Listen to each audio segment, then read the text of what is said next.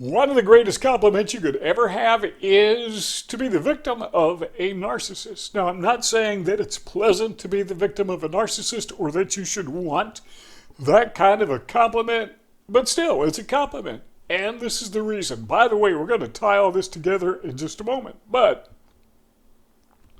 the narcissist wants what you have because the narcissist sees you as being superior. They see you as having better personality traits, better character traits, better attributes, usually better things, more wealth. They see you as being superior to them. And so they target you so that they can use you for supply. So vicariously, they kind of live through you by manipulating you. You become their puppet. So we need to begin by understanding this. Number one, and we're going to tie all this together in just a moment, but number one, we need to keep in mind that jealousy and envy are not the same, at least in my way of thinking. Well, what is the difference? The difference is when you are envious of somebody, you want what that person has. You envy their talent, you envy their money, you envy their character traits, you envy the person. Jealousy, on the other hand, is kind of the opposite. Jealousy is when we don't want others to have what we have. We're jealous, and sometimes it's a good thing to be jealous. But we are jealous of maybe got a girlfriend, boyfriend, you're very jealous when somebody tries to move in on you, right? Because you love this person. And in that sense, that's kind of a good thing. But typically, jealousy, it's a negative, but it does have a positive side. So when we talk about the narcissist being envious, we're really not saying he or she is jealous, even though, quite frankly, we're going to mention this in just a moment. But actually, they are both. They're both envious and jealousy. Our emphasis is on being envious. So the first thing we understood is the narcissist wants what you have because they see you as being superior, themselves as being inferior. That's a compliment. Number two, they're stuck in this toddler mindset. Now, we've mentioned this in other videos, but the one thing that a toddler says early in life, one of the first words they learn is the word mine. M-I-N-E. Everything is mine. If I have it, it's mine. If you have it, it's mine. If nobody has it, it's mine. Everything belongs to me. Well, we grow up, right? We understand now. Everything doesn't belong to me. I am not entitled to everything. But a narcissist, their brain seems to be stuck. It's like it is, it's stuck in gear with this entitlement complex where they think they're entitled to everything that everyone has and no one is entitled to anything, particularly the things they have. They and they alone are entitled. So I call them entitled toddlers or entitled toddler mindset. Number three, they want your stuff. I mean, just fill in the blank. Whatever it is that you have, they want it. Now, you say, hang on a second. I know this narcissist and he or she is more attractive than I am. They have more possessions than I do. Maybe they have a higher position. Often they have a higher position in the workplace, but still they are envious of you. There is something about you that they envy. Usually it has to do with personality, with character traits, something they want from you because they have this void inside. And they can never get enough money to fill that void. They can never get enough prestige to fill that void. They can never get a high enough position to fill that void. They are always craving and looking for more, and they want to suck it out of you and anyone else. By the way, you're not the only victim. We're going to address that in just a moment as well.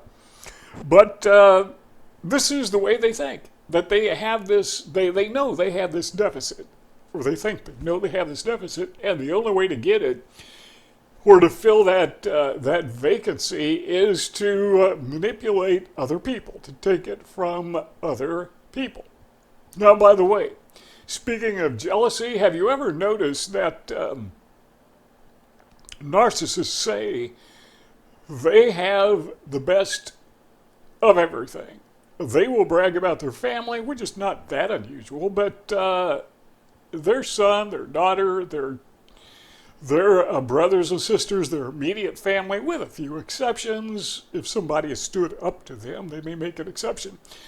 But they have the best family in the world. Their kid is smarter than your kid. Their brother, sister, their siblings are better than your siblings. Their car is better than your car. Their job is better than your job. Their intelligence, always. They are more intelligent than you are. What does that reveal? What does that reveal about the narcissist? It reveals that he or she is comparing himself to yours, his children to your children, his siblings to your siblings, his vehicle to your vehicle, his job to your job, his position, her position to your position. They are in this mindset of comparison, and they are trying to compensate. I believe, again, this has been my experience over 70 plus years, they are trying to compensate for that feeling of inferiority and inadequacy, and they can never fill that void. All right, number 4. And this plays into the topic of jealousy, is they want to defend their prestige. The narcissist is never comfortable sitting in the back seat. He or she feels like she is entitled to sit in the front seat. Always. Doesn't matter where you are. A theater, a car, a bus, a church, a classroom. They are entitled to sit wherever they want, and they typically want to be in the most prestigious place. They want to be seen, they want to be acknowledged, and God forbid that you should sit in their seat. They'll throw a hissy fit like you've never seen before. And I've seen this. It is amazing. Again, this is that childishness, that toddler mindset coming through, but they need to defend their prestige. And usually, it's prestige they don't have, but they want, that they crave. And even if they are the most prestigious people you know, they still feel inadequate and they feel threatened by you. So what do? They try to put you down so they can elevate themselves. They don't elevate themselves by elevating themselves, but they get ahead of you by pushing you back. Not just you, but others. All right, number 5 is narcissists lack self-confidence.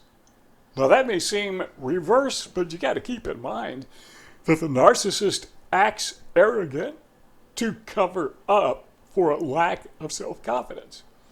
It's like he boasts about how wonderful his family is or how intelligent he is compared to you to cover up his lack of intelligence or the fact that he knows that his family is no better than anybody else's family.